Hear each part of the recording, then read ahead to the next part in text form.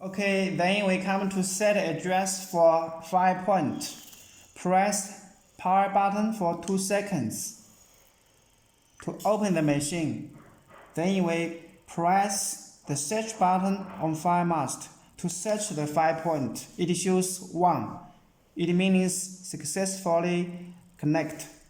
Then we come to Beyondfire App, FireMask, click and enter it. Then we enter the device setting. Then it shows that default address of 5 point is 99. We click here. Then here for example, we put number 8. Okay.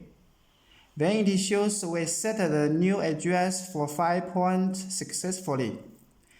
Then, according to this, we set the address for other 5 point one by one.